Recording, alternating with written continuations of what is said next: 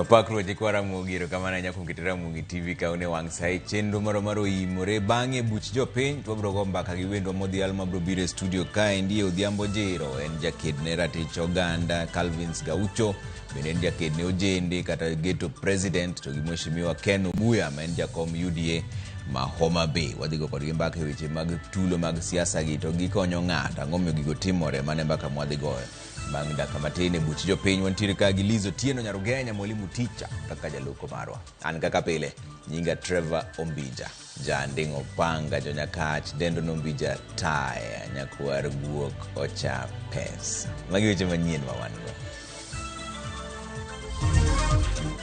In Kisii 18,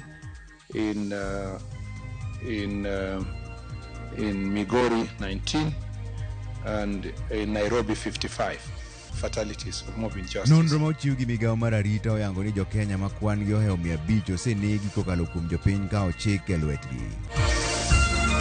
Ndalo 4 bang' ka nyocha okwany ringre rawera Austin ogol e geng' apaya ma Kangundo Road, Ramogi TV nono kaka ne tho mare obedo. Gima neno ni pok aneno. Gik moko nyokethore e Kijicha ka.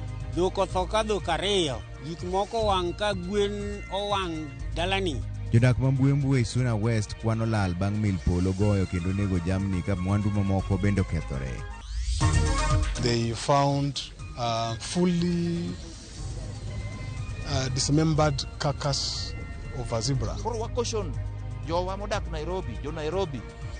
Nisani ringo ok en safe. Deko maki aluora ma Kikuyu gi ring magware kinde manonro bende koro yango ni tuo mar anthrax ochako landore ei Nairobi.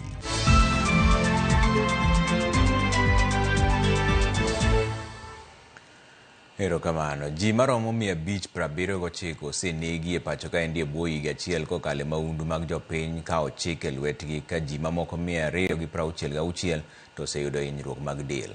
Maendi oyangi jatend migawo mar arita Kipchumba Murkomen e twak mare nyimo od buch Senate kama oyango ni counties mag Nairobi, Kiambu, Kisumu kod Kirinyaga emotele timbe mag maundu makamago. Jafwambo marwa Chris Owino miyo ler. E report manyiso luoro ewi arita mag jopiny pacho kae, counties mag Kiambu, Nairobi kod Kisumu otelo kuom counties ma ji mathoth wito ngimagi kokalo e maundu mag jopiny ka ochik e lwetgi giwegi. E nyim od bura mar Senate, Murkomen oyango ni ji maromo 579 oselalo ngimagi e okang' mag jopiny ka ochik e lwetgi giwegi e kinde ma ji mamoko maromo 266 to oseyudo hinyruok mag del e bwo higa achiel mokalo. You'll find that in counties like Machakos, we have 22 fatalities, in Embu 33, in Kisumu 36 fatalities, in Vihiga 20, in Kilifi 18, in Kisii 18, in Migori 19, and in Nairobi 55 fatalities of mob injustice. Sorry, Kiambu was higher, 58. That points to a very serious issue, Madam Speaker, of rule of law. And people generally don't believe in the judicial system. Buche makamago maromo 845, ji maromo 58 osewito ngimagi e kaunti ma Kiambu, ji 55 e kaunti ma Nairobi, ji 36 e kaunti ma Kisumu, e kinde ma kaunti ma Embu to oselalo ji 33. And when you ask this question, before even I go to part 2, when you ask this question all the time, why do people resort to mob justice or what mob injustice? The answer is always that if this person is taken to court, he will be released on bail. Because people don't understand bond bail. They don't also understand that the justice system requires certain level of burden of proof. Counties mamoko gin county ma Kirinyaga, ma oselalo ji 28, county ma Nakuru, ma oselalo ji 27, e kinde ma county ma Machakos, to oselalo ji 22. Migawo mar arita bende dhi chako apedha mager mar mako jomatimo timbe mag maundu makamago mar chwalogi e doho. Kitengela is facing very serious challenge, and I think the senator should not simplify that issue. Kitengela is a serious hotspot for criminal gangs that are actually utilized by politicians, particularly that share very close relations with the senator. And Madam Speaker, Kitengela's problem has not just happened yesterday. It has been an issue for the last 15 or so years. It was also more serious when Michuki was the cabinet secretary or the minister at that point in time.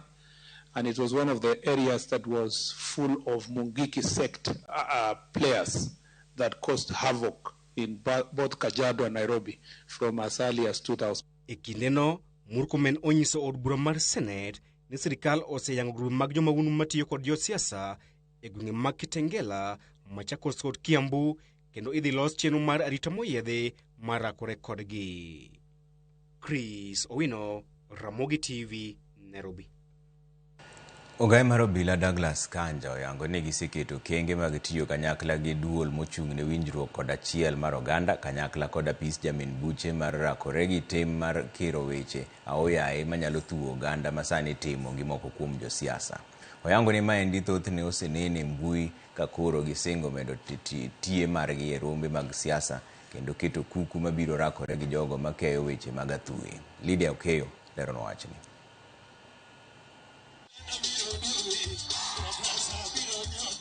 Kane oloso e kind romo mar Linda Ground e kaunti ma Kisumu mane obagi kod jokanyo mag ODM mawuok e kar chung' od bura ma Kisumu East e skul primar mar Agumo. Tunataka nini? Wacha nione wale wanataka power. Jakom ODM kendo gavana ma Homa Bay Gladys Wanga ne olero ni ODM nie twech achiel gi ng'eyo kuma giaye gi kuma gidhie ka osingo ni wach modong' en mana medo tego ODM e kor gwenge.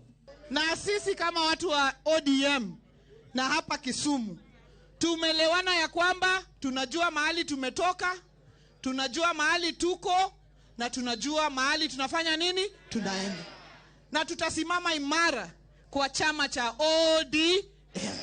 Wanga bende ne okoni kaka yor neno ni ODM omedo chung' mongirore oyango chung' margi e tok ogai mar ODM Oburu Oginga ka giikore ne twak mar bedo jokanyo mar sirikal mabiro e yiero mar 2027 wach mane osir kod jotelo mamoko mabende ne oyuoro e romono. Hatuwezi kaa bila nini? Bila power. Kako Oburu owacheno. Wan gi mpango midhige power. Wawacho ne Dr. Oburu, tumemwambia party leader wetu Dr. Oburu Oginga afanye negotiation na vyama ambayo tuko na mafikira sawa. Wago mbaka gi chama mawango gi parachiel. Kwa chako gi UDA mawange broad based. Jadi masiro ni wach mapati weche ko Oburu Odinga tele nyaka wamaki. We are here to confirm our allegiance to our party leader Oburu Odinga. Tunasimama na yeye, na sumatana na Mama Gladys Wanga. Na tunasimama na President Ruto sababu sisi hatubahatishi.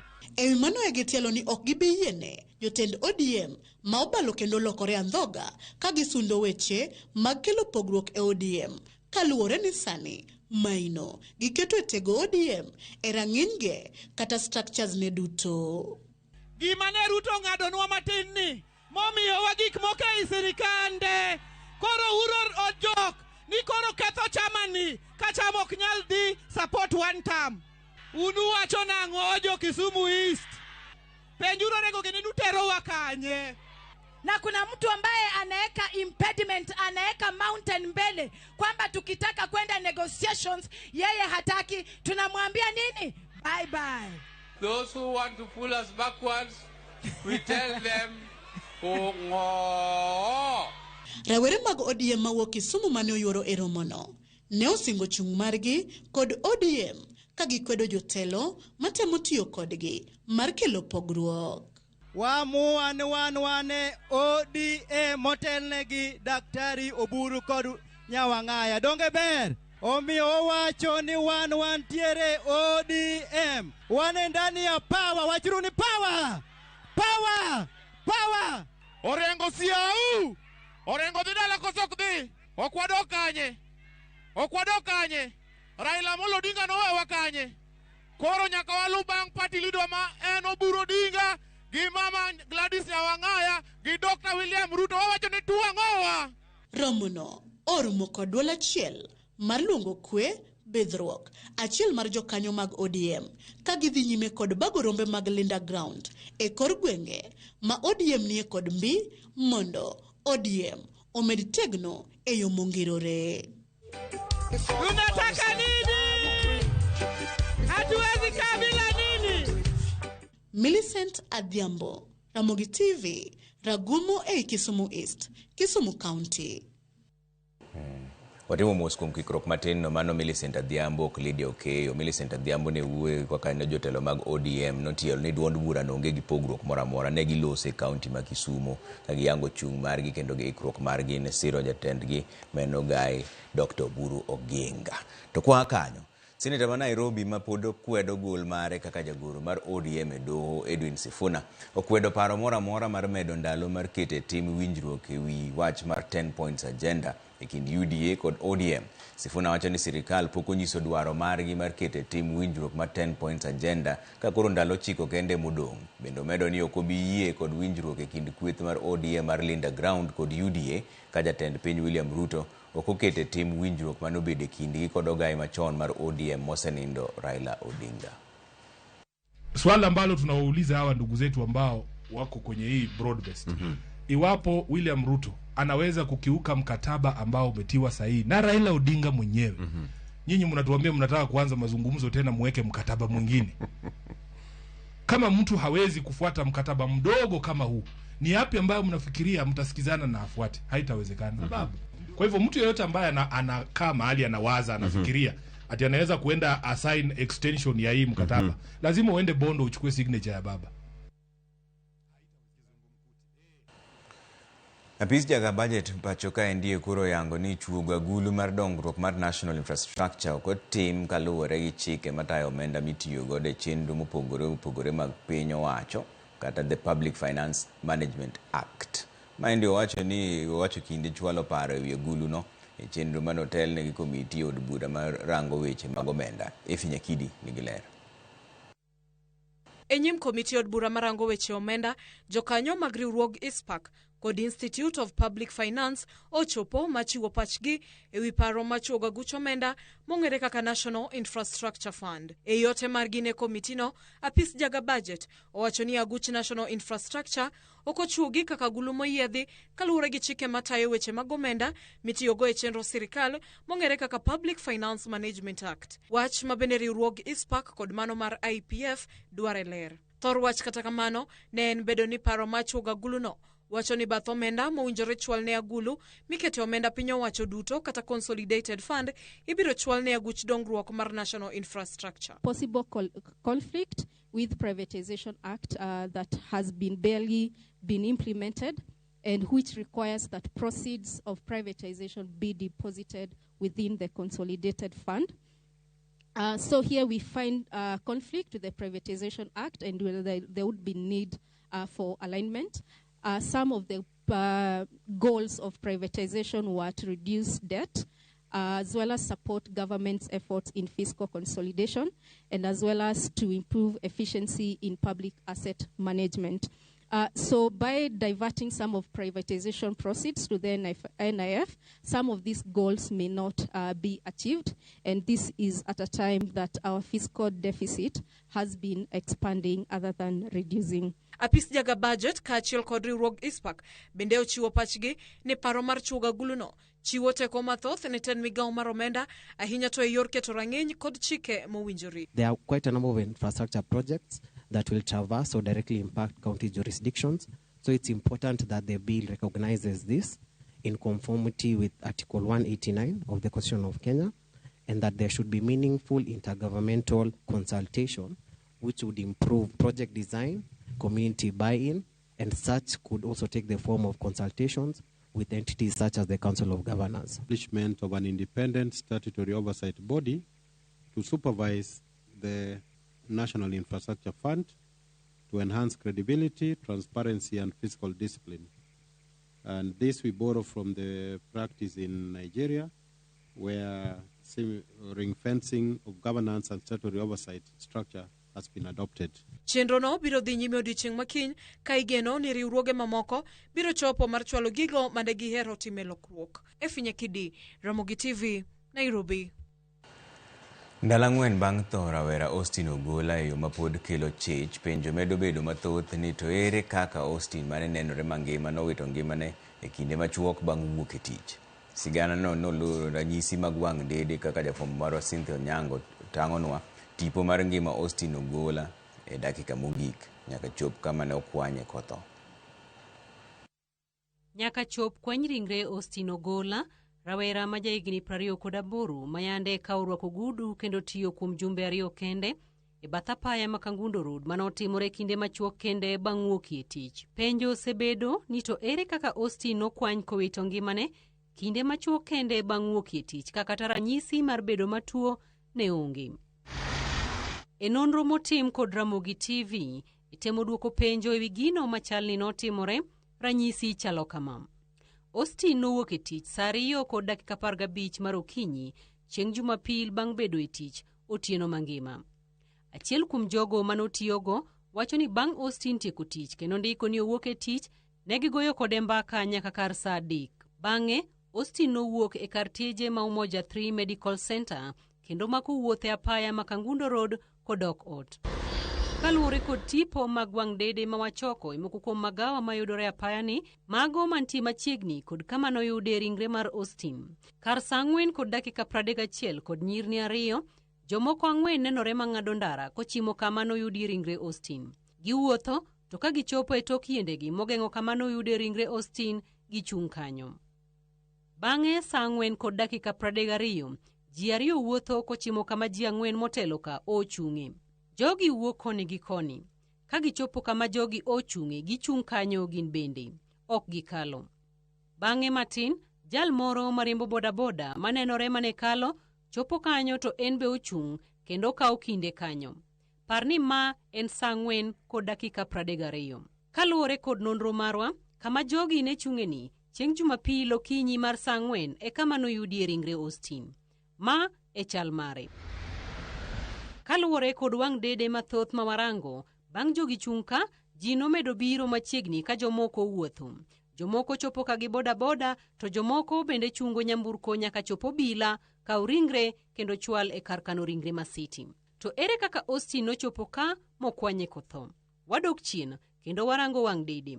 Kar saa 3:38 kod nyirni 24, jal moro wuotho e bath apaya ni kowuok yo kama osiptal ma Austin tiye korieyo komachielo. En tipo maneno gi mabor kaluwore kod kama wang' dede nitie. Mak mana ni kirange matut, en rawera morwako law mamalo ma bade rachar to bade boyo.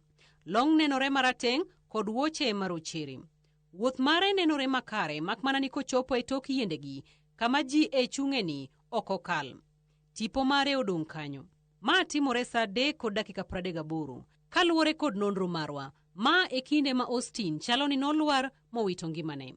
To ere kaka wang'eyo ni ma en Austin? Kaluwore kod chal mar ringre Austin e kar kano ringre ma City bang' chwale kod obila, Austin orwako law marachar ma bade bor, long marambulu moore kod soksi achiel to noonge wuoche e tiendene.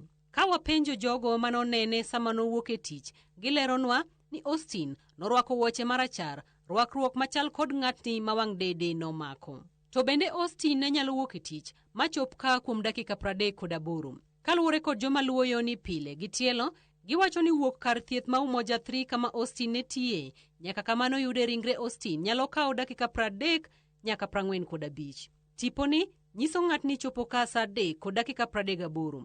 Poni Austin nowuok e tich saa 3 e wang'e kaka joma gitiyogo wacho, nochopo ka bang' dakika 38 e wang'e.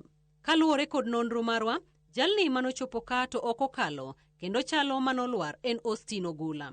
Kendo ringre mare nobedo e bath apaya ka kuom dakika 53 kapok dhano ochako chich. Penjo, ang'o manokelo podho mar Austin ka ma bang'e oyude ka osetho? Cynthia Onyango, kowuok e mesa matimo nonro e weche njore kod arita, Ramogi TV, Nairobi. Jodak ma Bwembwe sub-county ma Suna West kwano lal moting'o tho mag jamni kod kethruok mag mwandu mamoko mokel kod mel mar polo e gweng'no. Maendi kaluwore kod koth mapek mosechwe e gweng'no kod kaunti ma Migori. Kata bed ni koth en wuon chiemo kendo sechego ma obiro oganda mathoth mor kuom jodak e gwego mag Bwembo e sub-county ma Suna West, to sani okelo luoro kaluwore kod mil mar polo mos biro kakelo midhiero mopogore opogore e gwengego e kinde ka kinde. Wadak gi luoro makata ka koth biro to moningo kiringi ya daleni idhi pond ka ng'ato to kumidhiye ni chalre gi kamiaye. Mit koro waluor ka serikali oyie okonywa kata ka ginyalo yudo kaka gimako polo no. Kitu ambacho tuliona siku hiyo tunashangaa paka muda huu. Tunaomba wa serikali tusaidie hapa kijijini. Tuna shida kweli. Olonyo biro miyo nego jamni owango udi kendo okelo luoro ne jodak ma Suna West hasa Bwembo area. E chakruok mar juma ni mil polo mapek ne onende gwengo mag Bwembo kendo ne okelo lal mathoth ma oting'o wang' mag moko mwandu, tho mag jamni kaachiel kod kata hinyruok mag moko moganda. Gima neno ni pok aneno. Gik moko nyokethore e kijicha ka. Dhok otho ka dhok ariyo. Gik moko wang' ka gwen owang' dalani. To koro gima lichie miwuoro ni dalani nigi nyithindo 3 mani skul. Nitiere mier maromo 5 e gweng' mag Bwembo masani ywago lal mopogore opogore mokel kod mil mar polo. Oda okethie gik moko wang', sanduge no wang' nyakungede, mit kora onge gi gimoro amora, gwenda otho motiekore te. Wan gi midhiero kama wantie ne waywak man ka jotelo moro nyalo konyowa yawa ukonywa. Waonge kaka de watim. Na mabilangeti zetu zingine ziliungua. Na bwana yetu naye alishafariki, tuna watoto ambao wanaenda shule. Jennifer Tieno ne owito dhok ariyo bang' mil mar polo ne goyogi kendo ne giwito ngimagi e chakruok mar jumani ka mwandu magi mopogore opogore bende ne okethi kod mil mar polo. Ni kano biro jowadwa noriko ane ot gi nyithindo nogoya ma pacho wilore mabe nakia kata kama nantiere an kane wang'o yepo tapo mna ka ire mawuok e ot to kaling' matin to chi wuoda biro ni mama dhiang' otho onge kata kama geng'ora gige nage manye konya okawo dhiang' odhigo. Sirikal oyie jowadwa ka gikonyo ji gikonya gi nyithinda madongo gi. Kwa sirikal mondo okonywa e wach mar polo ni. Polo no timonwa malich, gik ma iyot, wang'o, TV, ufa, unge, yani lewni moko nyaka gwen otho te. Jodagi ma Bwembo dwaro mondo koro piny owacho many yore mar geng'o midhiero mar mil mar polo mosebedo ka hinyogi e kinde ka kinde. Kwayo ni ka sirikal ma Kenya temo mondo kony jok ma oyudo chandruok kaluwore gi gima waluongo ni natural disaster ma ok nyal geng' to jo Bwembo gi mine gi bende upar nae. An kaka ng'ama bende osebedo kochung' gi mine e Migori County ka nya yudo ne gi manongede moko mathin ma mondo giumre go koro koyo kik chamgi. Kinde ka kinde ma koth chwe waseneno masira mar polo no e Suna West ka. Bende sirikal de yie mondo ketnwa rada moko kata gimiluongo ni arresters. Kendo nakwayo ni kantie ng'at manyalo bedo ni nigi paro manyalo konyowa kod gima chalo kamano to konywa gima nyalo geng'onwa polo.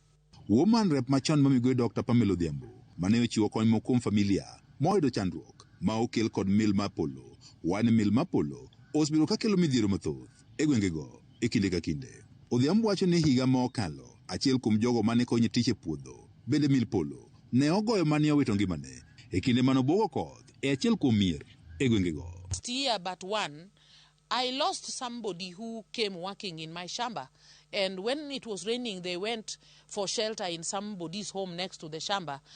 The thunder hit and actually this young man died.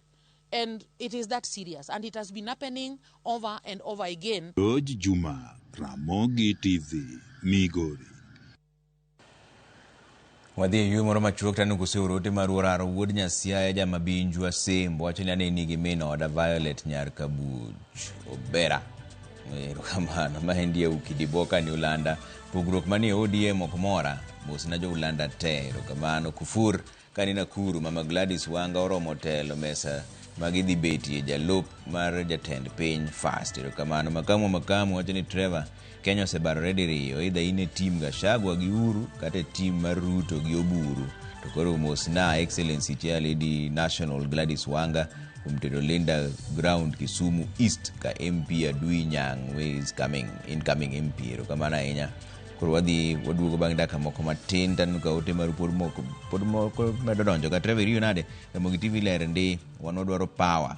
Jakom nowewe sirikal kendo kanye ma wantiere vijendo med kao kipande piny nyaka loke Sifuna wewa mos na jo anyiko dala te mano Kevin Omondi wuod Nyalego apanitie machielo kendo Zoom Peter imore Trevor maoneno news yo makare Migori County kae Luanda Konyango Center to koth mane ochwe Jumapili gotieno kelo lal maduong' Migori County. Mogik gona mos ne familia mar Minostin Ogola sudugo bagdang baka matin kik dhi mabor ahinya. Neno ka mwalimu owacho ni Trevor pod wan kodi eneno Ramogi TV wach pi mamuomore ahinya te Migori no dwaro mondo ogeng' mos na nyithinda Julie, Maggie, Agri, Jackson kod Jane to kod mamagi Madam Lorin Asewe mano japuonj Charles Akoro kani dala mapoko kanyo kama na ahinya udugo bang' dakika matin kik dhi mabor ahinya.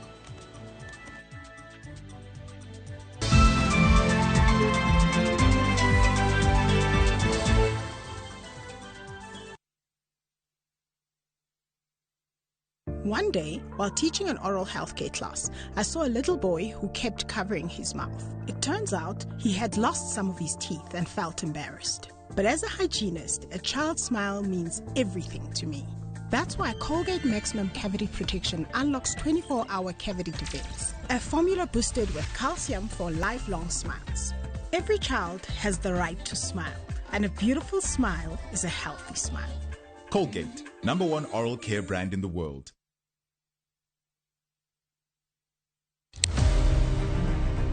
Any woman can be Mrs. Ombaka, but not any woman can be Dr. Ombaka. Gin mine ma bende osebero ngima magi ka bende gijiwo joma moko otim kamano. Wadwani mondo wajol joma mine, watieg joma mine mondo kwan joma mine mantie telo obed mang'eny. Gichiwore mar mako lwet jogo mawuok tokgi. Sa ochopo manyaka wan mon ok wanyal timo demonstration.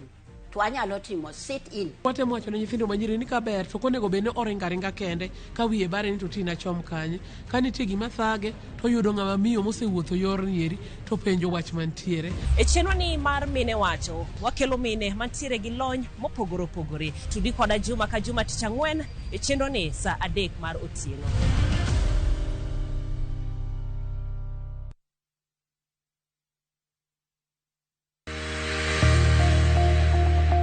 Ng'ato ka ng'ato nigi gima ber mohero en mich. Gima wadhi gi art. Onge ng'at mabobiro to yudi kuma intiere to kawi gi kanyo. En tije madhi mi ng'eri. Mae en chenro ma ji nigi nyalo mar timo gik moko e yore mopogore opogore. An ma design tani ma arango quality mar gino kapok owuok. Moro ka moro kuom gik matimore e ngima ng'ato en gima duong'. Tije lwedogi nigi pesa sana kikutegemea tije andika. Nikech duong' ok en gima iwacho gi duol maduong' seche moko, to en gima itimo gi lwedo. Mi pok ni no teko. Time seche te. Pok opogore. Tich Ang'wen, saa 2 okinyi.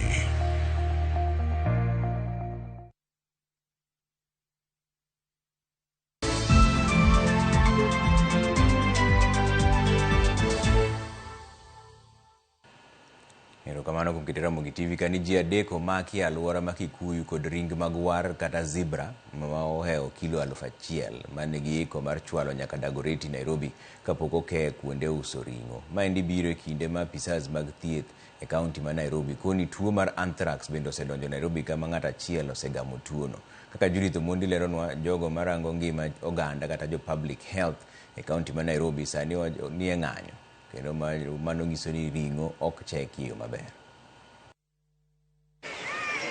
E apedha ma otim kod apisas mag Kenya Wildlife Service e kar dak magi Kambura Kikuyu omak ji adek ma oyud kod ring'o mar lee bungu mano magwar ma oheo kilo 1,000.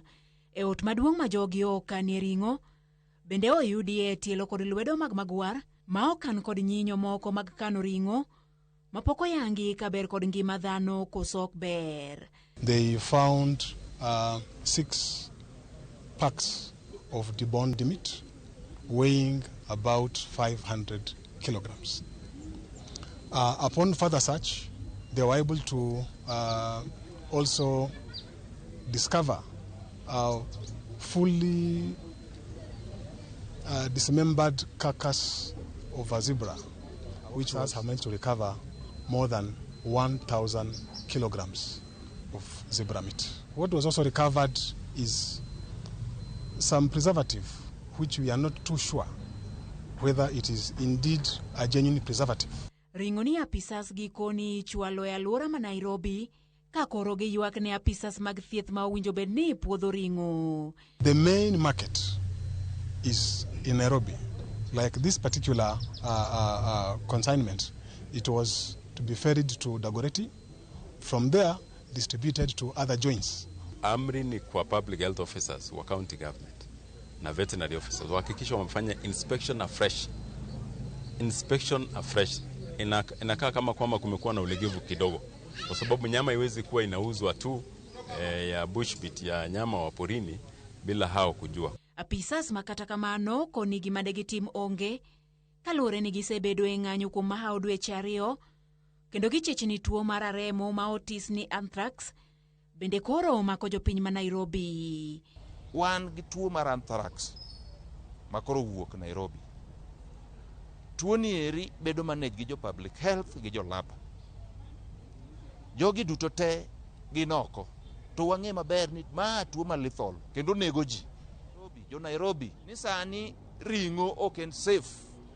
Nikech jo marango ringo no ero ka en safe onge tich. You all know that there's a lot of rains going on right now. In fact, very soon, because there's nothing going on in the public health, we are going to have an outbreak of cholera. All other counties should benchmark from Nairobi. And we have a governor that is not actually has put a blind eye and an ear from us. Giling mar governor ma Nairobi Johnson Sakaja e chopo kare dwaro mag jochiw thieth gichechni mathoth nyalo kethore ka koro gidwaro mondo meeting mar county ni duto duok ne sirikal mamalo. The whole county is not functional.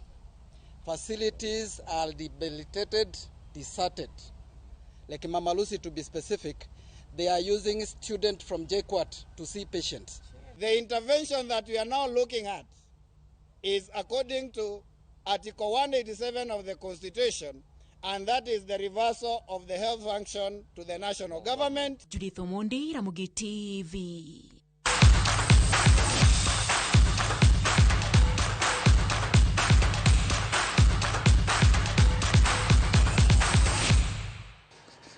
Kwatiko ni club mar Nairobi United oyudo ka liet ma Mombasa ni malo tok Bandari FC thung'ogi gi amodhi mar gol 1-1 e tuka adhula lig maduong' manobagi e lap ma KPA Grounds.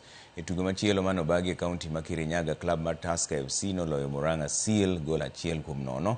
Golno mar Tusker ne ologi jatugo Ibrahim Joshua e dakika mar 26 ka loch chwalo Tusker nyaka thuolo mar 8 e chung' mar timbe lig. They did a lot of good work with, how could I say, they follow me and they follow instruction. They are very disciplined, and I'm very happy to work with them and so happy for them, for the 3 points for them today. Kusema kweli tumeconcede the same style which we've been conceding on the previous games. But Team mar volleyball mar KCB oyudo loch motegno e tuk league mar volleyball ma pacho kaendi bang' thalo team mar Young Spikers sets 3-0 gi duoko mar 25-10, 25-12 kod 25-13. Tugono notimore e lap ma Kasarani Annex, Nairobi. KCB koro keto wang'e e tukgi kod team mar DCI chieng' Jumapil mabiro.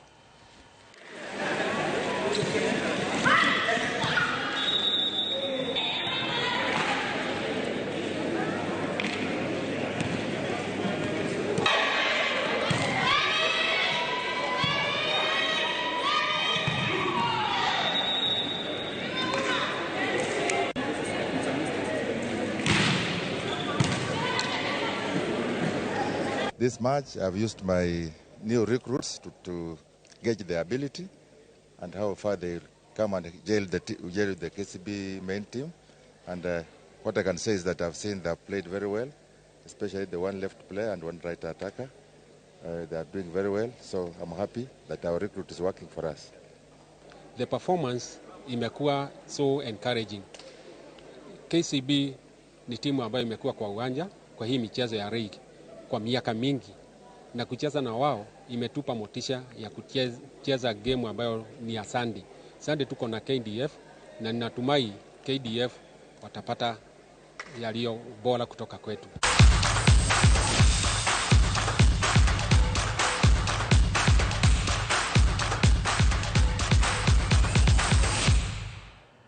Bas wadhi yo moro machuo kudu bang' dakika matin mondo donje buch jopiny. Wapenjo ni koko mar siasa ni to konyo ng'a? Wadhi go mbakano gi Mheshimiwa Ken Obuya men jakom ma UDA Homa Bay, Calvins Gaucho men jakedne ojende kata keto president, to gi Odhiambo Ojiro jakedne ratich oganda. Mano bang' dakika matin ibidoro winjo pachi 2-6-0 e kaka inyalo yudo kikidhi mabor ahinya.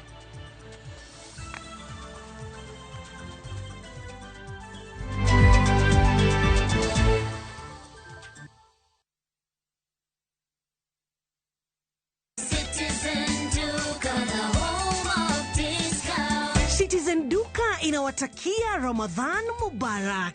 Tumia muda mchache sokoni na muda mwingi kwa mambo yenye umuhimu zaidi. Bidhaa muhimu na halisi tena za kuaminika kwa bei nafuu, zikiletwa hadi mlangoni mwako. Fanya oda sasa kupitia Citizen Duka app ama kwenye tovuti ya citizenduka.com au tuma agizo lako kwa WhatsApp kupitia nambari 0710 487 487. Citizen Duka, the home of discount.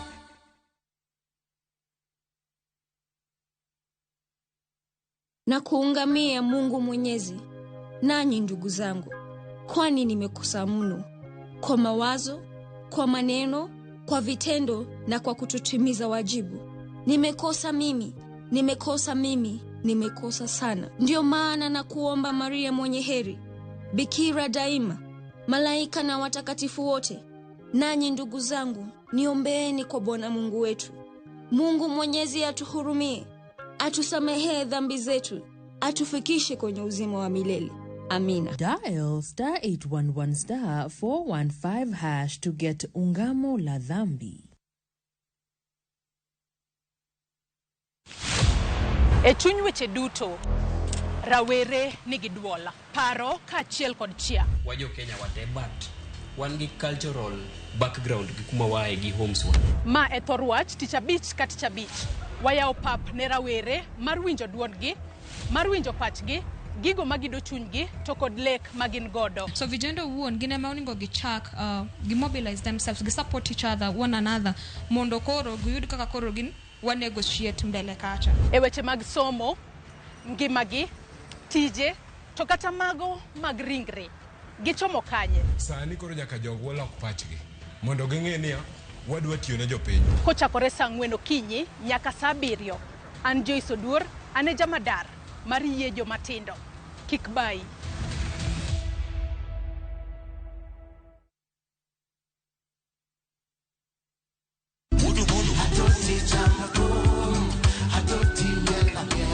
Woktich ka woktich wakelo ni duon ya wotonagi. Ka bende tich ariyo ka tich ariyo nyakuronga juang en odiochieng' mar yuto mari. Chieng' tich adek ka tich adek nyakuronga juang en odiochieng' mar mine nyalo kaachiel koda weche hera. Wendo kachopo tich ang'wen nyakuronga juang wakelo ni kama nene, yani TBT kod thumbe mamit mokalo. Furahi the edition and thum kaliech. Loso kapuoyo nyakuronga juang. Ka wakelo ni jothumbe mopogore opogore. Kanyo ndo bende wakelo ni gimiluongo ni Ben Yawa.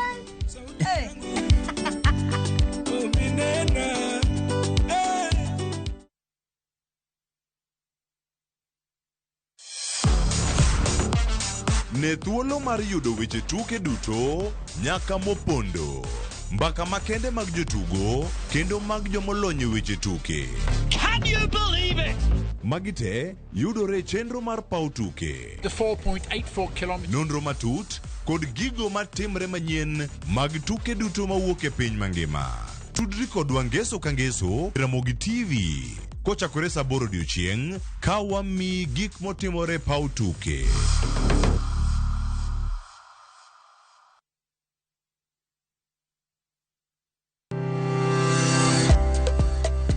Piny chalo chiro.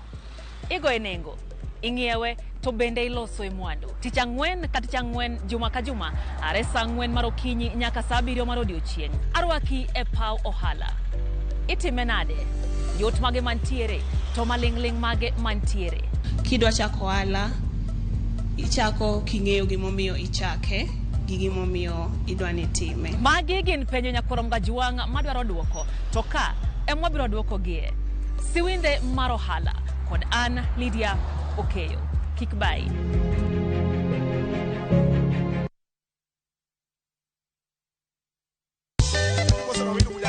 Jakoromo Gajwang' tich abich ka chopo saa 4 e wang'e. Kamae e kaka wamoke ka wakelo ni pado maliet mag luo benga, luo rumba. To ka chopo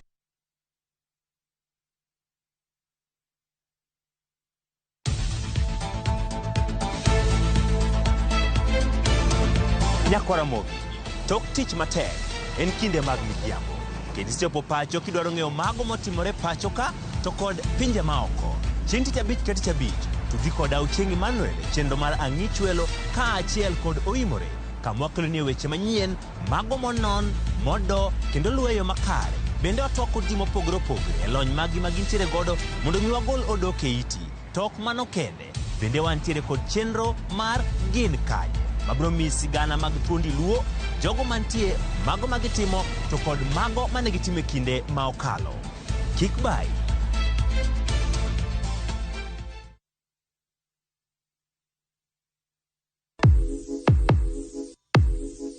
Donje piny manigi nyadhi, kama gimoro amora nyiso sigana mar kit nyadhi momedore. Kochakore kido kod tim oganda, wuodhe manyangafu materie kuonde moyiedhi e kind mamoko. Tudri koda Ansinfos Okinda kateri e wuoth moyiedhi no nikech ngima idago dichiel.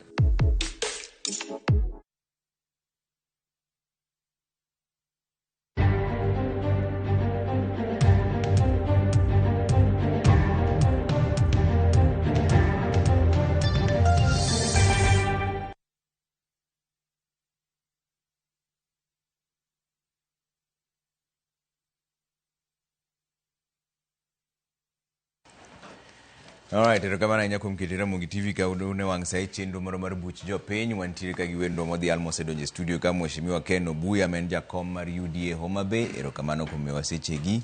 Bang'e Odhiambo Ojero jaked ne ratich oganda. Erokamano kuom miwa sechegi. To gi Calvins Gaucho jaked ne ojende kata geto president. Erokamano ahinya kuom miwa sechegi.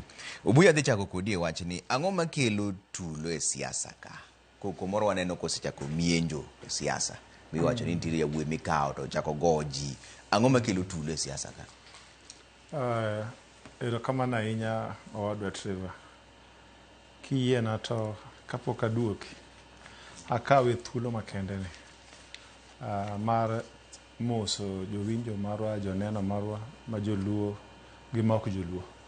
Tiyiena chiwe kuyo makende ne familia mar wuoyi matin Ogola ma wuod Ndhiwa mano kwany kowito ngimane e yo mapok oyudore e piny ma Nairobi ka. I was privileged na asetimo kode twak e radio marwa mwageno mar Ramogi higa mokalo. Tho neno en tho mano kawa gi buok ahinya. Iye register kuyo gi family jo Ndhiwa, jokawo bwai duto gi min mare mor Nyasaye miu kwe ma piny ok nyal miyo. Coming back to Gimi Penja, African democracy practice. Nitiere factors mang'eny ma determine, ma shape following mag political parties called political party leaders. E Kenya ka, tulo mar Kenya ka nowuok immediately post independence. To ka ing'iyo kaka nwayudo independence, iyudo ka the agitation mar oganda mar sana jo Kenya ma Masawa gi jo Kenya ma wuok Kavirondo ma en ogandawa, ne wawuok oko ka wachodore ka wang'iyo issues mag human rights mag oganda gi telo makare, ka nwapingo loch mar agoko gi mar tok teko. To practice ni osebedo modhi monya kaluwore ni kanwa yudo independence sirikal mokwongo nochako maber, then bagigna 4-5 to barruok nowuok. Bang'e kanyo lal mar ginek mar Tom Mboya nomiyo sana oganda mar Joramogi nodhi obedo ka ok obedo gi faith kuom sirikal.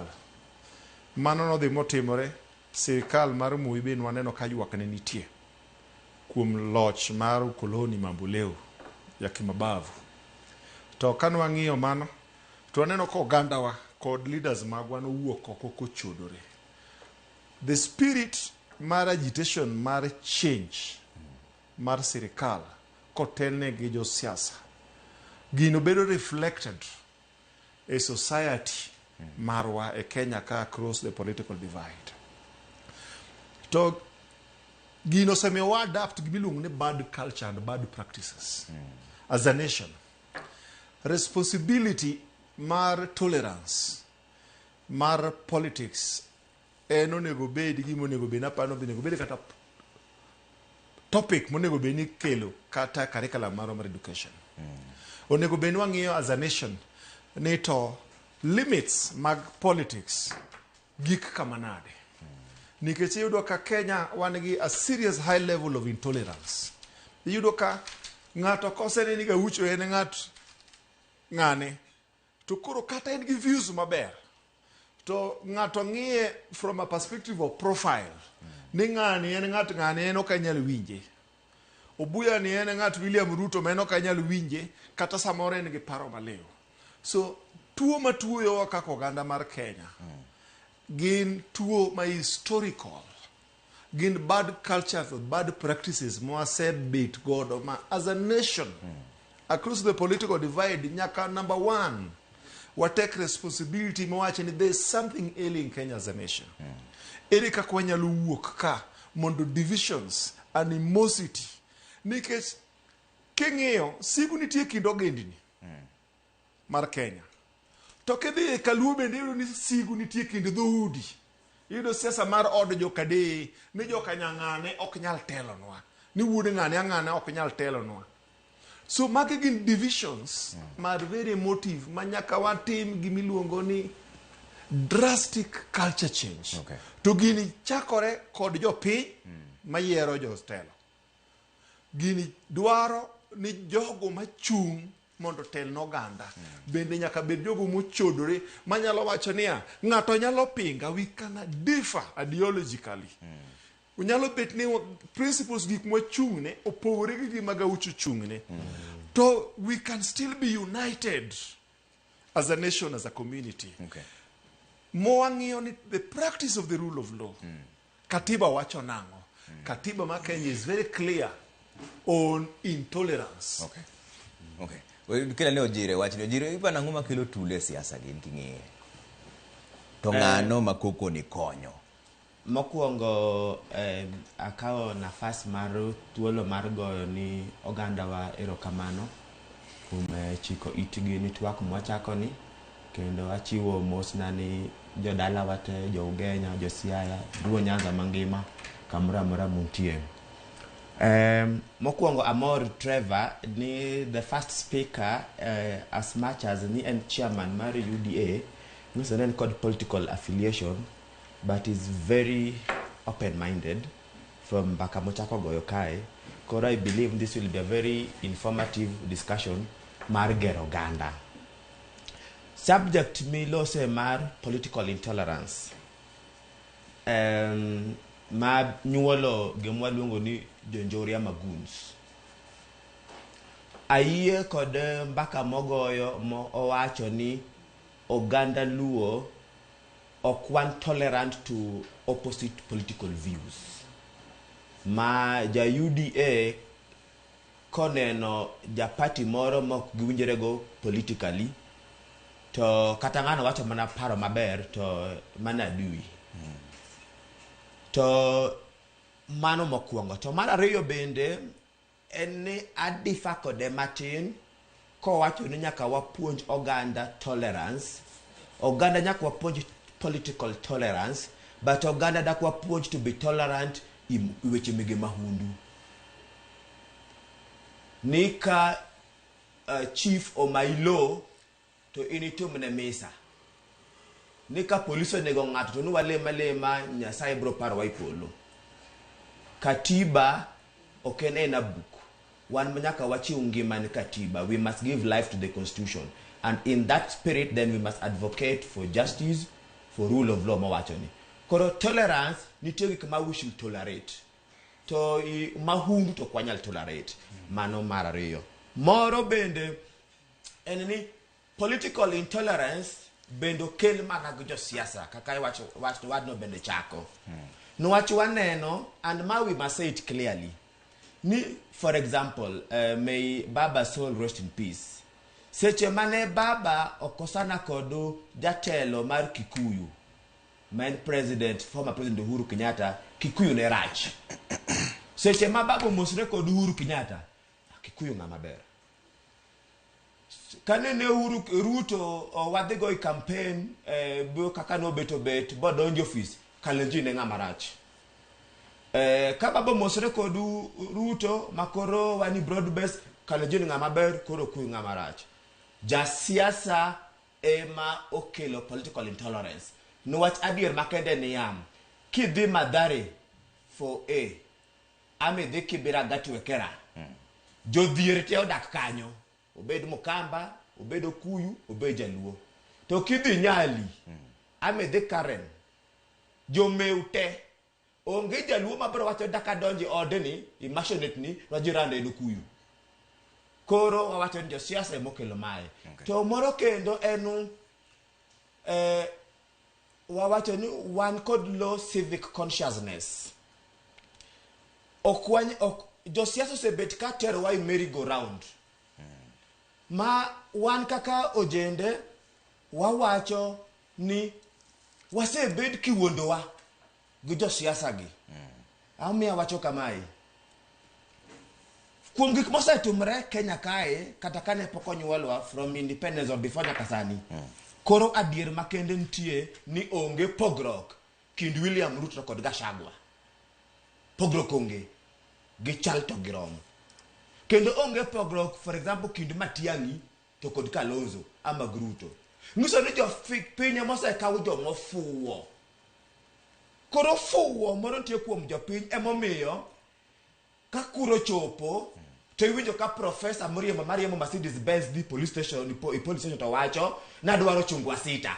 Makata MCN Janek to kata MP ene drug dealer eno dwaro chungwa si donge mano fuwo yawa. Koro magi are issues ma nyaka walosie. To ang'eyo ni bochopo kama koro wachako link gimatimre sani. Weche mege goons to kode politicians. Mama no will be important mondo wange anen factors mage ango momiyo wan kod goons monya mok muli oksundi kendo gini machale gichal serikal. I hope ni wabro chikot nafasi ni mondo wagoya mbaka kaka onagi mondo wange ane kaka Baba no wanyithid kiye. Wadwa sudo mbele nadi. Okay. Wewe nyanin Gaucho wacho na Gaucho nkinene tango makelo tule siasa. Gin jo siasa jo piny go sango matin.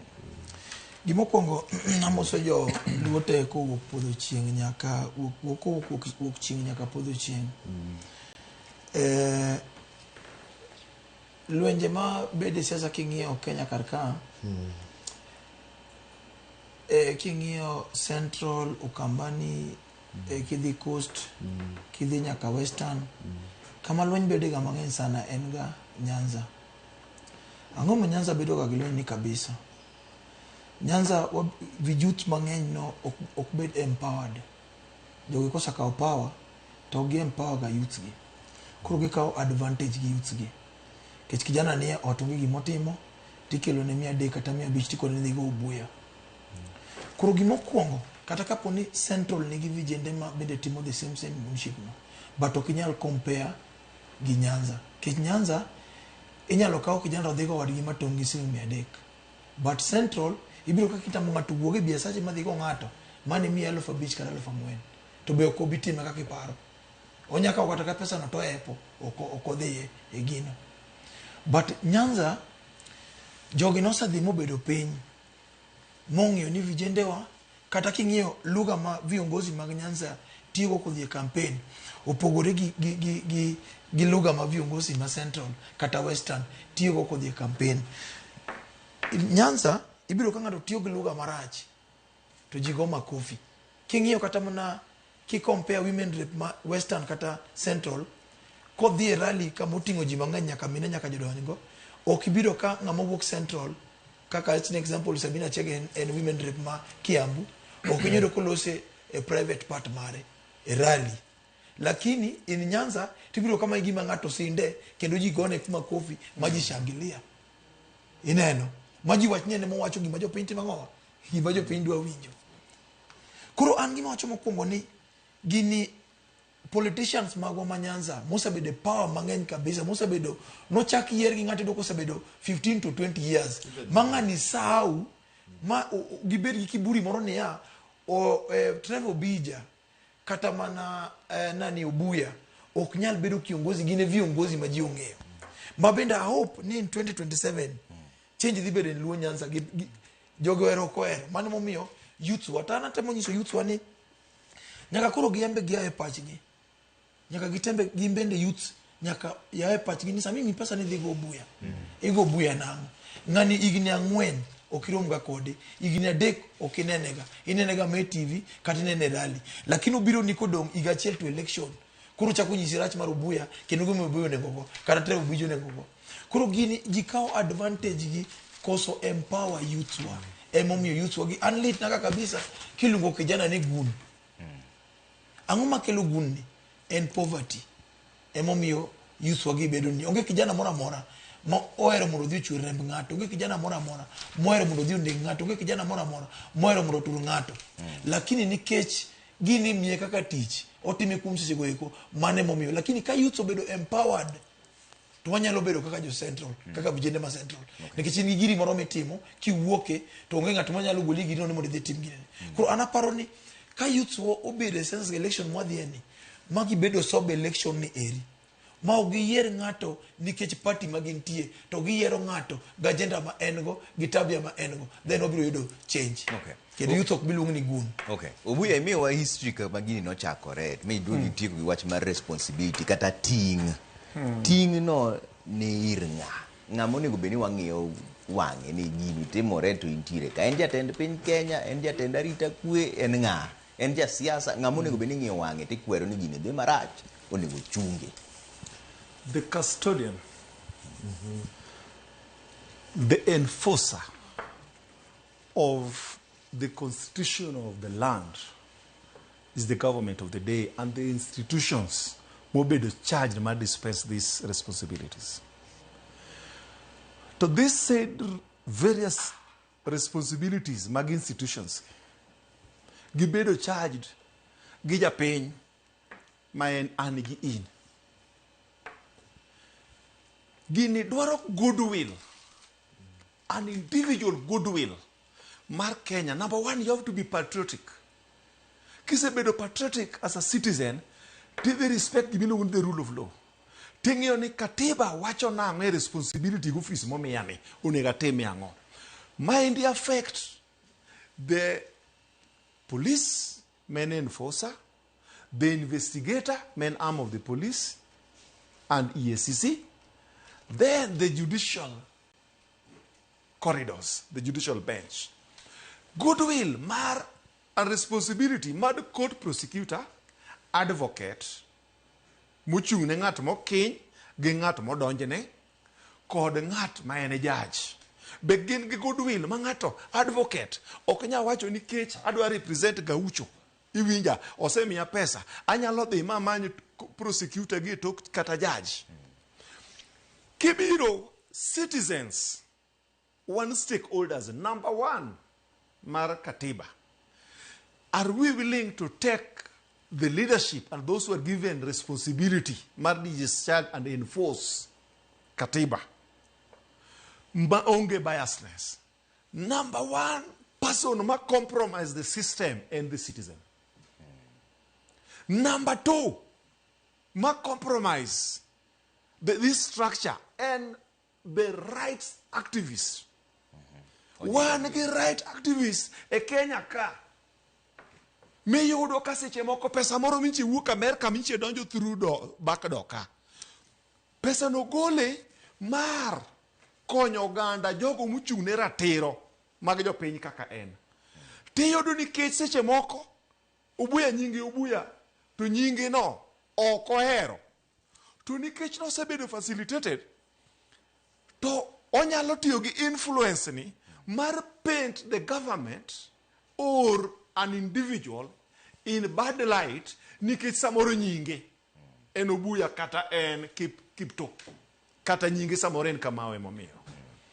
So gima nyaka wa interrogate as a nation, this thing needs responsibility mar citizens te. Ok wanyalo weyo the goodwill mar stability of our nation to a few individuals.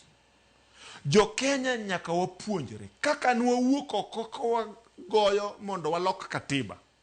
I think what we need is a referendum. And rights activists, we need people who are level-headed. I believe you are. I do not know you much, but I hope you are. Ng'amanya long'iyo ni okigoya goya. Number one, owadwa ni uwe maber. To gimadwa disagree kode. Kenya is not a banana republic. We have a constitution. The constitution is clear that we are a social multi-party democracy that has a lifespan of 5 years. After every 5 years, we have 6 elective positions in Kenya.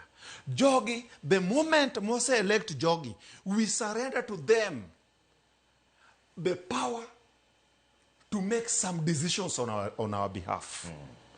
Once we do that, Jogi. So what activists kagenyaka wugoko, they must do civic education. To civic education, talk, it should be open-minded. It should not be biased. So, and all these things, the mess we are as a nation, I am telling you, citizens have a responsibility. Because citizens, leaders, moko mawacho maneno, moko gomba kakamoro ka wuono. Ni ng'at monyono ka, ni kapo ni ngimani orumo, to ni idhi piny Nyasaye. Citizens magwa, emoyieronwa jok machalo Gachagua.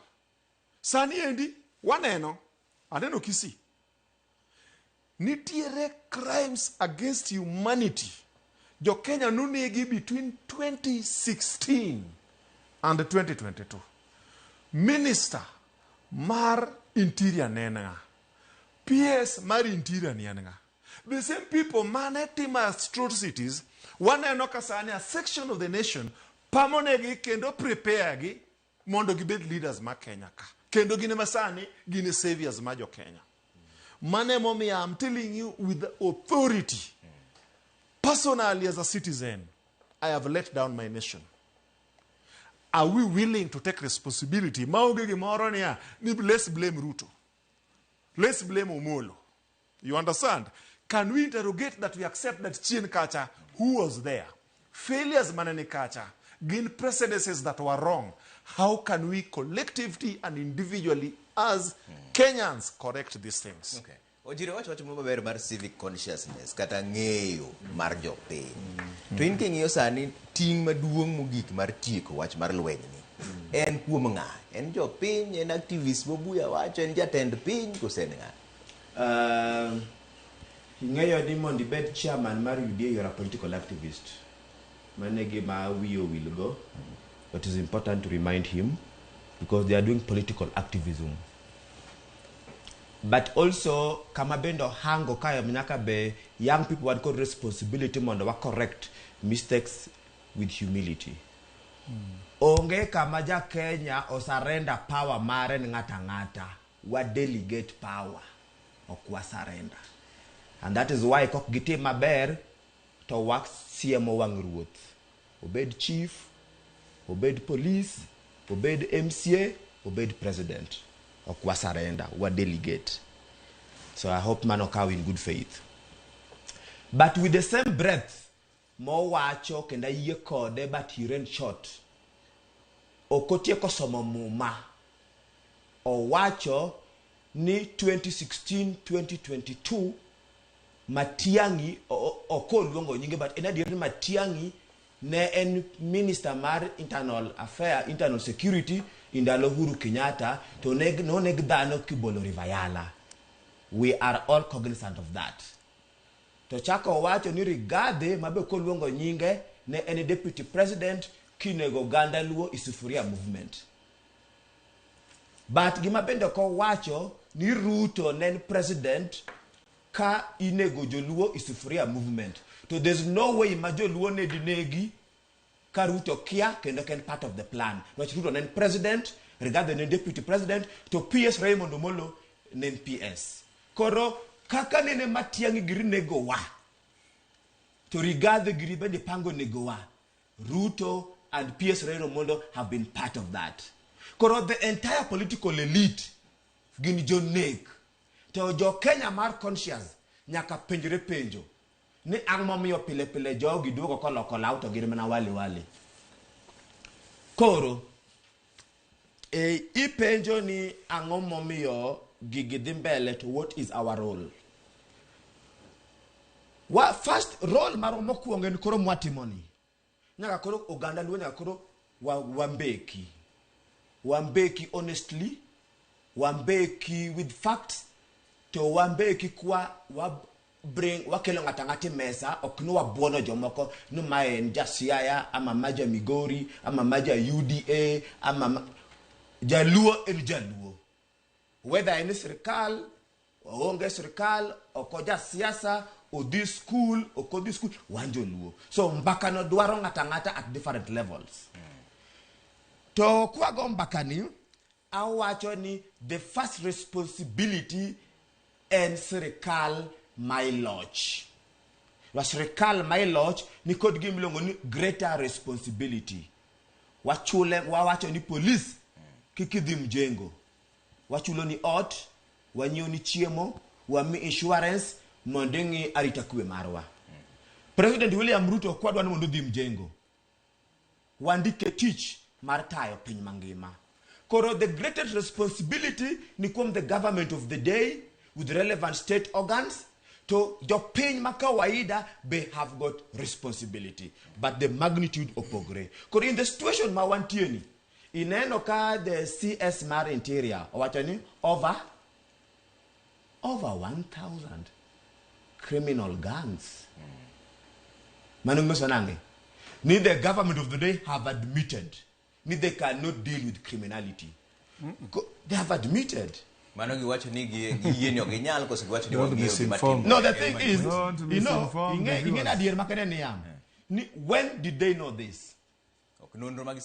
What have they done about it?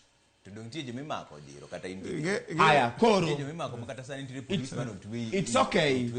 Allow me to give my perspective.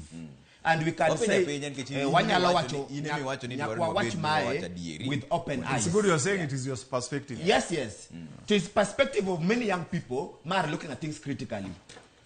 We are aware. Ni President William Ruto kuondemo dhiye weche mege siasa. One called goons are always with him.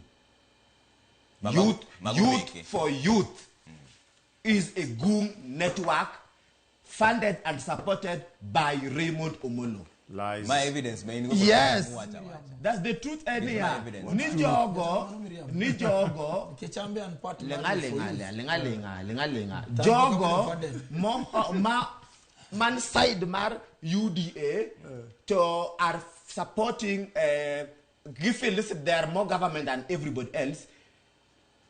PS Raymond Omolo must come out to tell Kenyans. Nyaka PS Raymond Omolo woko kaka ngamonde ki kendo jagoro mungirore mondo watch ni jo Kenya relationship mare called goons ama youth for youth. Ango me wuodwa ni musiku wuoyo kuome to wonge gira nyisi mora mosetere ko. Youth for youth achiel kuom gini tireka. Youth for youth cannot. En achiel kuom giwe winja ne wacho. En achiel kuom jo wacho. Youth for youth mi wacho ni wane jomo chako youth for youth. To youth for youth nenia kijana okonengo oiny kijana wadgi kendo kijana onego support kijana wadgi machung ibede MCA MP mane agenda mare. Then youth for youth ni kamane government biro donje nini kani chiwo pikipiki ni nikech nitie ji mane onge tich sani through youth for youth nitie vijende man gi pikipiki ni nitie vijende maluoko geche nitie vijende ma control sako nitie vijende mane oyudo kata pesa mar nyota ni mimiyo gi ji te mimiyo gi ok migi ng'ata achiel mimiyo gi youth for youth ni bedo samoro bedo support nyaka gi Gladys Wanga gini koro kama gini wuoke ma nyaka ng'ane nyaka nyocho ne ng'ane iluongo ni ng'a bwana ma former MP Malang'at iluongo ni nani Nixon Nixon Korir in 2 weeks back Korir ne chomiyo youth for youth goeko around 10 pikipiki koro sami wacho ni youth for youth ni gin gun mabedo ni gi Raymond to gimotamania ni ang'o momiyo kama ji ogede kabisa ni kijana moro amora mawinjo maber kata gachiwo maber ni Raymond Mole mabedo funded mondo karo onego bednia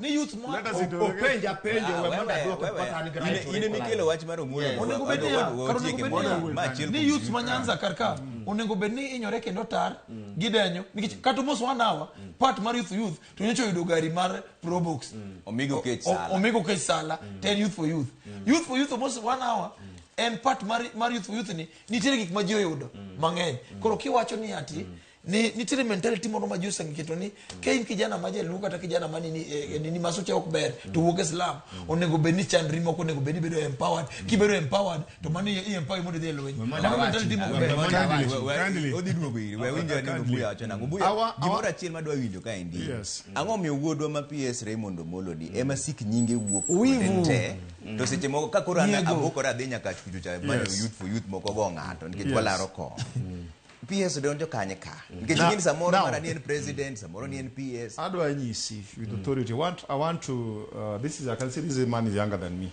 I'm younger than you. I want to talk to you as a professional. I'm a social scientist. I'm a criminologist. I'm also a criminologist. I want to talk to you as a senior. Thank you.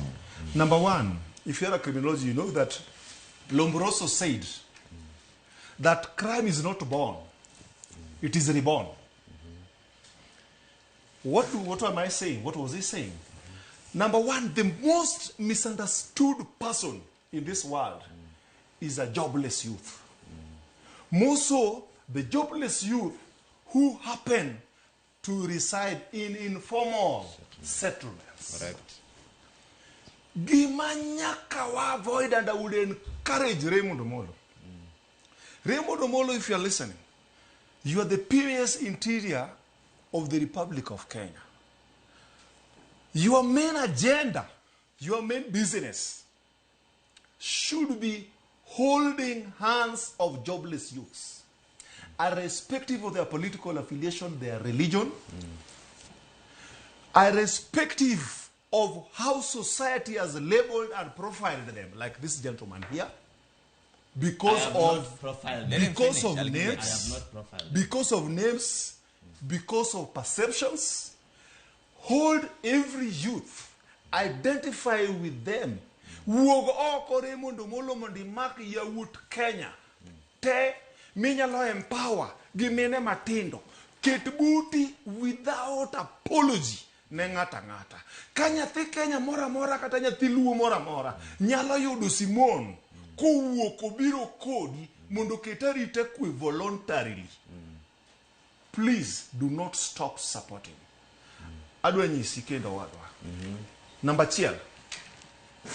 You must know that one of the things to disengage idle minds into involving into criminality is to give them positive gains in life. Number one, giving them a platform to vent. One of the best platforms for the youth to vent are political forums. Kamenya lomige na fas mondo gibed piny mondo giwach pachgi maseche moko nikech iwacho kamoro chien kata wadwa ni biyo jopiny ok surrender their power. Yes, they delegate. Yes. I want to tell you that elective positions, you and me are not members of the legislature. Correct. Those who are elected and we give them the power. We surrender the power having had faith of the majority to elect them. Samagidi kacha giloso sheria gi katiba and policy ma affect wa. You understand?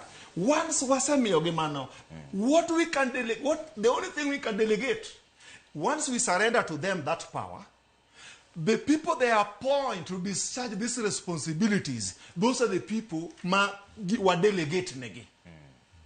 You understand? I'm telling you as someone who has been elected who has served as a member of the Nairobi City Council Legislature.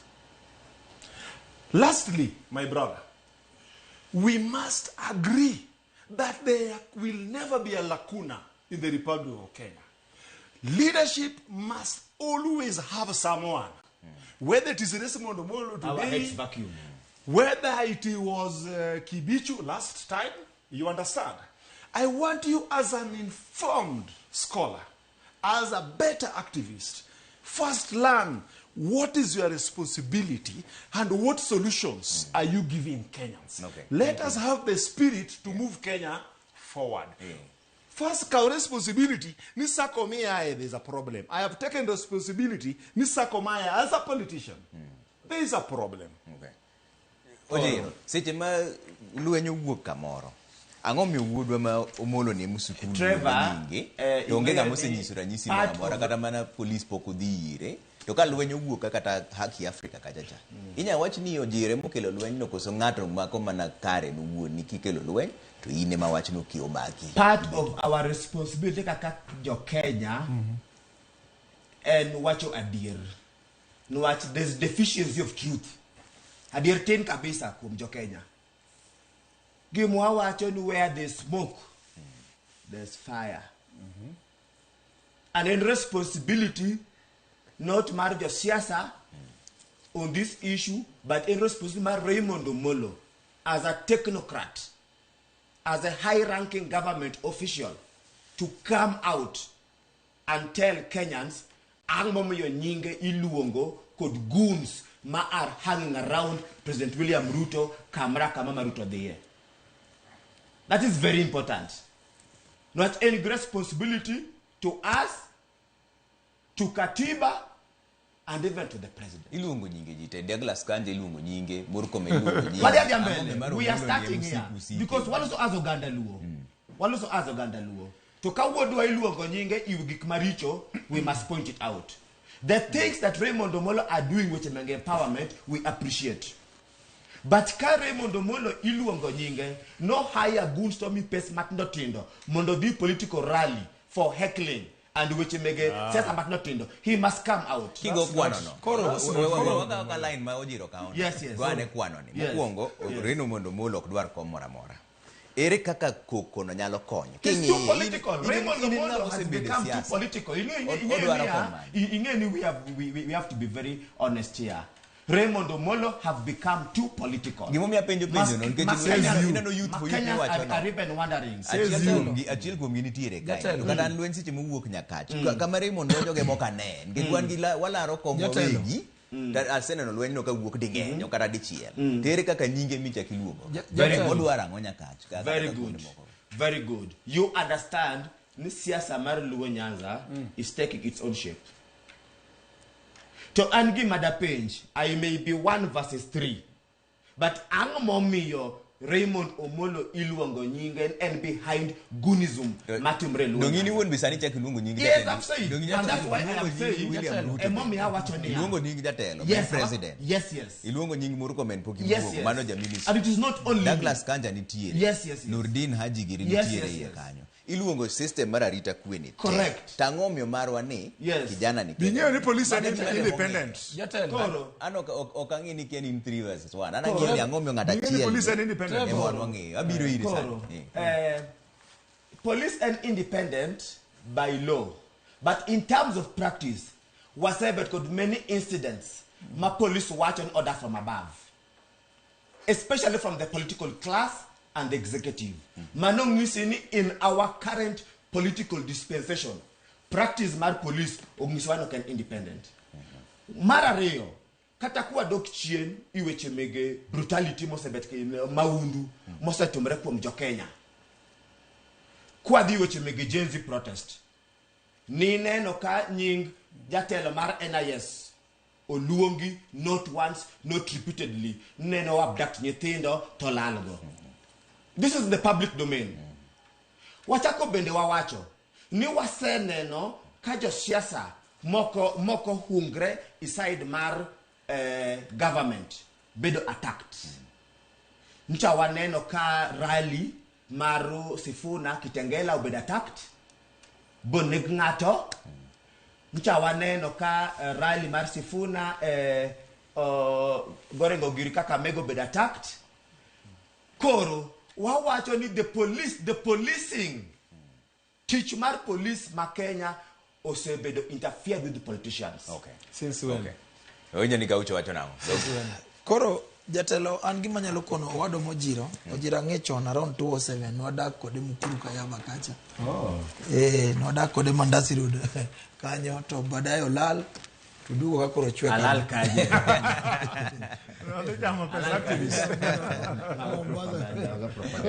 Lakini nodak kode Kayaba. We know each other. Yeah. Koro jatelo gimosa bedo katimore momiyo Raymond Omoli luongo nyinge kila saa. Luo Nyanza politicians negi believe usone youths wa hopes. Kendo negi believe tiyo gi youths wa marach ndalo magidwaro gi magidwaro. To ka gisetieko gino ero to giwegi kendo koro gilal negi kendo igo ni simu kamoko ni midhi tong' ng'ane aoro ni 500 go ng'ane wang' od ng'ane tim gima kama mukutano makama okethre. Koro Raymond Omolo obiro gi plan manyien e politics ma Luo Nyanza. First and empower jowa, especially youth. Then obiro kendo gi gimoro niya na winjo kata ka politician moro ma kijana ka wacho niya ni Raymond Omolo ogero ne ji ni o create widows to ogero ne widows udi ariyo. To en wuon osabedo koro tiko 10 years to kata empower ng'ato Soweto kijana moja Luo kata wadi gi puko gedone. Ineno tibiri wacho niya ni Raymond Omolo ni create widows to biro ni gero negi udi ariyo. Jatelo Omolo gimi igo en mae gima koro shida mabiro ka sani kum Luo Nyanza ni Omolo okiyie no ori monde dhigo ng'ato e komi 500. Omolo biro to penyi ni sit an poka bedo kore close lakini jomosa bedo kore close obiro to penyi ni city enango ni an gi kijana an gi shida mar ot aoro ng'ato bio gedni jowa to rito rally obiro yanyi ni either Gachagua kato yanyi Ruto owach kaka Ruto fuo kaka wang'ni nyaka giyeji kode monge ng'amose yejo kode Ruto no koro Ruto no giyeji kode Uhuru mutiko ga par. Koro mae gima jogo biro bedo piny te nikech kanyoro kana penjora kata mancha Raymond Omolo go kila mahali. The same MPs ma every weekend the office Raymond Omolo no Miguel of 100 kata of 200 mondo gedhiga dalo kujochode liete oling tesa migoe ogi wach gima Raymond Omolo timonegi manyiso ni gine joma timo ang'o fuel gini. The same viongozi wagi gin joma sama gin gi sitgi to ne gitiyo gi Raila Odinga modhi nyaka e bur. Sama Raila Odinga ne ni lonely to ne gidhi kata ira anyalo paro ka after baba obedo rigged mo lose election ma 2027 onge ng'ama nego ne baba simu magi fwenyo ni babu wuok obiro jivanji babu ochak 2022 babu ochak gain momentum koro ka gichak gidugo ire. Ineno mae gima gitimo gi Raymond Omolo be nikech ging'e maber Raymond Omolo obiro gi strategy mar konyo ji. Koro en gima fani ne kijana wadwa mabugo gi kijiji manya sao telo yudo pesa mar wazungu kata ken mar albino yudo oko luongo vijende modak e kijiji ni goons. Vijende ko gin goons gima timore gi vijende ka soch gi ID wacho gik mopogore nang'o vijende gi chiemo kibahati to gini ndo let be nikech gin stress mo ginya nindo chon.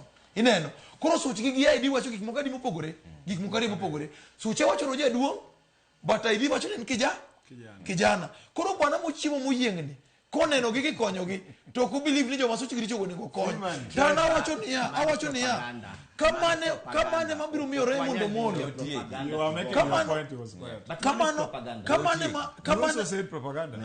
kamane mabiro miyo Raymond Omolo owachi ni konyo vijende wa especially mawuok Nyanza luonge no konyo goons oyie mondo luonge goons oye ukaut mizigo mar luonge mondo goons go but vijende to med konyo gi zaidi mondo ginini ng'ama konye meluwo. Koro ka gingi maber niya ni ng'ama no miya piki mayudo godo chiemo jatende ma President William Ruto ni Kawangware da kadhigo ni kadhikuro to bwana moro mayudo pesa wazungu ndiko uongo to oro ne wazungu tiyo ne pesa chiemo ko bede cyber ndiko kizungu mang'eny ne wazungu luongo ji ni goons Raymond Omolo endelea kony mond liete gi nyithindo mantiere kijiji. Okay. Yeah. Good. Yes, so yanya kiwacho. Kakoro adwa no lock mpaka ni koro wadi tieko wach ni nango. Wach ni rumo. I want to say this with authority. Yes. Angamo say yere town ka. Jogete sana sana nyina ngi en an romo kode kawuono. Nyina ng'eyo from very many years. Kata kodonje siasa kuchung mokwongo na en mokonya kakoro kan bwana ni wacho gun. You understand? I am one of the people mano help to mondo or rehabilitate mondo bed a leader, and I am happy with the progress maga ucho sekao. Adwa nyisi ni we need, number one, to call out. Can it be a mistake? One of the first steps to healing and gaining balance and acceptance. Owata ni akomba kwe kaka wuyi matin. Kiki goga ni dongi iwuok kato ang koro pay master ni dongi neno kaka nyono molo na lwar gilo. Number one, nyake wach gimoro. In kaka activist, you work for wacho ni tiyo ne Vocal Africa. I believe ni Vocal Africa is a duly registered civil body.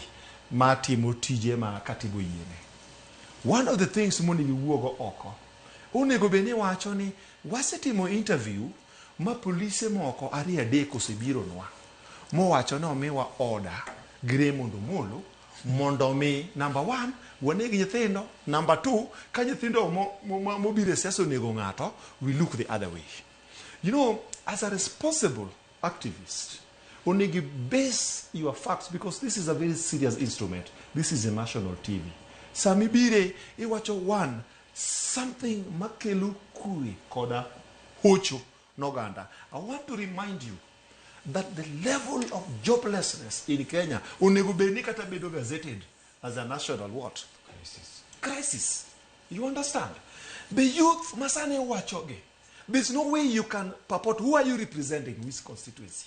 The most vulnerable people constituency. Monego be your number one constituency are the jobless youths. These jobless youths, they are given space more. E office Raymond Omolo, minyalo duongo, to ken office moriti gi bonde. Ngata nyalo walk in to the kama Raymond Omolo and he gives you a listening ear. Every office nitiere gi gimiluongo ni constitutional lapses. These constitutional lapses in Kaka activist, what kind of solutions? How I pray, nitiere petition moro misendiko ne Justice and Constitutional Affairs Committee mar Senate, National Assembly and the 47 county assemblies giving a resolution nito in kakinene katiba mar Kenya amendment onego tim a section mane mondo mi jo Kenya gi youths oyud nafu mar dongruok. That is my prayer. To kanitie mais osebedo captured tinyalo nyiso viewers ni nasedie chieng' makama. This is the copy of the petition manatero ne committee mar chik mar loko pende chik e bunge gi bunge makama mondo kony jo Kenya. To kwa beta nikoro for example wadwa Raymond Omolo no at personal level wawuok e gweng' achiel was subscribe to one government man mar William Samoei Ruto. One of the things mwase package go our message. And I believe that is why UDA has grown in Homa Bay and Luo Nyanza. Because number one, we stopped attacking institutions and personalities. Raymond Omolo and myself and the people around him, we only speak about national government deliverables. Jodala wa gi Luo gi Kenya. Watimu sipe ki sirikal, mai gi mwanyalo nuwango. Angoma nyithindo wanyalo nuwange. To siasa, mari nyiego. Obimo blind jowa because nitie mana ng'ato moro monego beni yudo nafas no monego beni chamo. Nyathi moro moa Furum noweya ka Raymond Omolo kobet kachacha ni bende nyalo gero ne mine mokari ute. Iwinja koro bedo profiled. Ng'ato nowacho ni if you want to kill a dog you give it a bad name. Kidwa nego guok. Iwinja guok maber ti hango ne en sudhe. Koro goya gi kite from corner ni kogi kucho to ne onege. Raymond Omolo wani wabro protect kod alam gi yore te mondo mi ostia joluo ka Nyasaye omiye ngima sirikal William Ruto ni gimwa lamone nobed gi tolerance. Gima wajiwe godo nomede dhi mbele kod associate gi youths maonge gi privileges. Baromo gi wazungu kaka wadwa ni mimiyo gi pesa madugu wuoyo. Iwinja? Erokamano. Watigo gini nango. Wachibani ule ni rumo nango. That's very fine. Mokuongo onge cry maromo kod mzungu. Mr. President William Ruto mosiepne zungu ka dunia mange makaro mogwazunge. To kata mna I guess no soro mogwazunge moloya. So mano misinformation. Gi spirit ni wacho ni kuro kata Raymond Omolo be onge crime romo gi. Romo gi prime romo gi vijana. No. Gimate mwache ni kantie development magi wacho Raymond Omolo timo kod jopiny, especially Oganda wa mayude. That is very good. But on weche mabende hang I code Raymond Omolo ingute ne en involved kod gunism bende must be given the right attention, and my mommy akwayo Raymond Omolo mondo come out as a young leader, as a word luo mwahero mondo ngiswa pache il malingling miwacho kuma about gunism. Going back to the issue, enini Raymond Omolo oken kende ma iluongo nyinge kendo bedo accused weche mege tiyo kod yude baraj. Yude are jobless. To manage a vulnerability.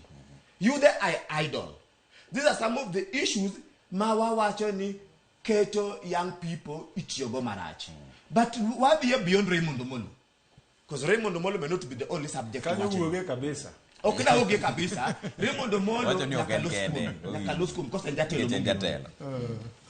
One could give a rebellion en mass. Young people also bet kiwondo go just siasa all the time. To just siasa kose donjo to oktim weche manochiko. Koro in that spirit, one could young people mbendo oseji organize in their own formations and cocoons. Mabende timo weche manjore and can be hired monotimo weche manjore. Koro government of the day with all the stakeholders kanya longiyo the economic conditions, what we want material condition, marry young people. It is one thing we can deal with. Okay. The other thing, mabenya kuwalosie on a very honest perspective, in which mege bad policing culture. Kaka police gi security architecture ma Kenya tiyo ochangia kabisa I dongro mar goons. Case study nitie. Ndalo manene jenzi woko ka kwedo nek mar Albert Ojwang ni waneno mana goons ka otoko drunge ka goyo dhano. It is in the public domain.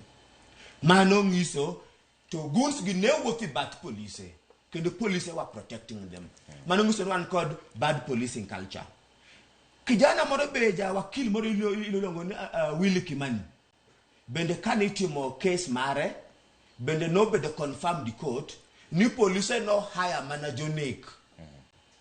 Big collude go, big chulo, bodhi nego Willy Kimani. Koro engi madier ni teach police kaka gitiye sani. To kamedo kanyo. Anyalo gombo kaka wacho ni kod responsibility mondo watie kodo mahundu. Kata judge nyalo gombo, kata ODPP nyalo gombo. But chakrok tie kod weche mege mahundu chakre from arrest. So ka police okunyal arrest ama ka arrest as a civilian to police otamre rearrest ama otamre proper investigations. Momo yen waneno ka wan tie kod by elections ma Homa Bay ne wan kod goons ma ringo kod probox to tigo gik lweny gik maricho kabisa ne giketho gik ji gigoyo ji to nyaka kawuono poko mak ngato. Koro mano is one thing. Osemak gi. But that magnitude pokwaneno ka is optimal manyalo koro thiro weche mege gunism. To mogik angema daher mondo awach enini wacho nanu what role are you playing? There are many strands of actions. Gik mangeny ma itimo mopogre with the different players and actors. Koro eno konyalo wacho ni koro en Messiah or en koro the padre in the pulpit. Wawacho ni solutions in kaka activists. Solution mokuongo mwawacho ni jo Kenya nyaka bet kod national conversation. Weche mege goons. To mara riyo the criminal justice process or institutions kocha kod police must do more mondo arrest jogo mar involved to gibed prosecuted. To adek bende awacho en niya, Oganda Luo nyaka penjre ni what is our role i weche mege crime madhi mbele minyayo kod the political elite, because josiasa kata bed inside mar Sifuna or side mar UDA or side mar Oburu Odinga, I can assure you ni gionge kod interest mar jo Kenya kendo gionge kod interest mar jo piny. Gisebet ka gilwora lwora kombe mege to jo Kenya to tagra taga. Gaucho kitiko wach mogik.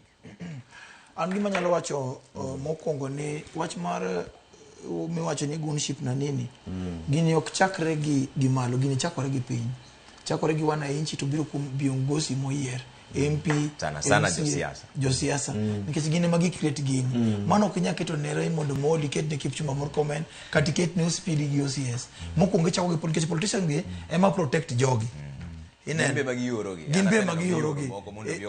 Mondo biogoy. Koro gine magi kuongi gichako then raia bende. Ng'ato ka mama koro nyathine ni kikidhi e gini. Baba be koro nyathine ni kikidhi e gini.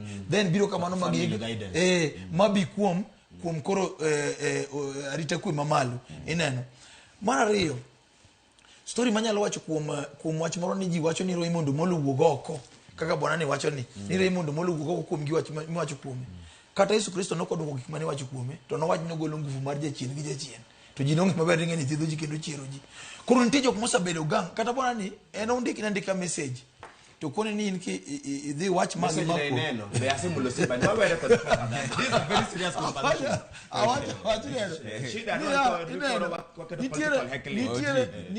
Nitiere viongozi wa mobeda beda piny mowacho ni ma koro gimoro atimo ni agenda en Raymond Omolo ema kelo guns, ema timo guns, ema nini gani. Ana wacho kenda noyo ni joluo kama untie. Onge ng'ama osebedo sani ga agenda to tijo moko mapodo believe e siasa moro machoncha mane giuso ne usa youth hopes to konygi. Raymond obiro gi strategy ma en koko ni gimoro ni kiny ten kiny no ero ko wacho ni kawuono ten kawuono to siasa machono benden part of it ero kama na nya en beneficiary ba siasa no owadwa article 27 equality and freedom from discrimination adani winji article 27 chik omiyo ng'ato ka ng'ato ratiro mar ni mondo kik ng'ato kwede mar misingi mar ni samoro gin groups moyie mobedo gi nying moro kaka nying mowacho cha duona youth for youth kata bunge la wananchi article 127 is very clear otamo ng'ata kendo miyo ng'ata ma ja Kenya ratiro mar bet ja Kenya ma associate gi ng'ata Kenya ka mar associate katiba no miyo jo Kenya te yudhe te ma Kenya kama jobless gima tiyo the freedom mondo associate gi Raymond Omolo mano mi akwayo gimuolo ni kwaye number 1 joluo wabedu tolerant sani na ng'iyo aneno ka jotendwa moko kanitie lapse of course lapses are gonna be there to sama nitie lapse to wang'iyo niya ng'ama nigi mbi mogik momiyo lapse no bet en ng'ano kawo the heaviest responsibility mane momiyo akwayo ni nyaka wabed able number 1 kaka joluo matindo ka en let us not to misinform the population kama nitie gima rach to wachiwo solutions. Kwang'iyo mos to aneno king'iyo dhoudi mamoko kaka kore team ma Sifuna nitie cha ting'iyo mos Sifuna cha iyudo ka polis ka kogoyo onge odiochieng' mano siluonge Masengeli mena iji iwinja kowuoyo to skip gete to bire Raymond Omolo nikech ang'o mane punching bag to kiyudo jo cabinet member mag William Ruto iwinja obiro pongo odiochieng' manosegoyo Mudavadi onge odiochieng' manosegoyo Wetangula iwinja gi jodala gi mamoko to kibiro mos tiyudo kogo mana mbadi to nyono piyo onyono pia wandai gire mondo molo. Akwayo ni wan kaka joluo, number 1 wabed selfish kod jotendo ma Nyasaye oseketo nwani mbele kama emesa mitoke mar gikeni mar Kenya ka gin gi nyawo gimoro to waluong gi duol. Owadwa ni onego bed ndiko barua moro ne Raymond Omolo to koni an kaka wuod luo tan activist nitiere penjo moko mowadwa ni mondo iklianwa bwanyalo bet kodi mondo inyiswa neya ni to gik miwachogi. What is your position? How I pray ni that kind of spirit bro move oganda wa majoluo mbele maloyo enena rungu manikech koro samoro en onwengo kone ng'ato nwongo kacha to koro nikech en ok onweng koro en agoya kaliach. Mondo waum jowa, saurumo joka ma. Waum jowa to wapuonjre kodgi e yo makchiko yie. Erokamano. Odhiambo jiro jakend ratich oganda Calvins Gaucho, jakend Ojende to gi Honorable Ken Obuya, jakom mar UDO mabe. Waduoko nu erokamano kungo kodwa mbaka. Mane mwawe chenro moro mar buch jopiny. Mon kaka pile wacho ni erokamano ahinya kuom keto Ramogi TV kaendi. Mae ka mwagoye mbaka kaka joka ng'ato mondo waloso magrach maber bende wapuoyo to jowa be nyaka wauma joka man nikech magi e jowa ma wan godo kaka oganda. Bas mane ka mwawe an nyinga Trevor Ombija, jandingo panga jonyakach dendo no Ombija taya nyakwar guok ocha pesa. Unindo maber joka.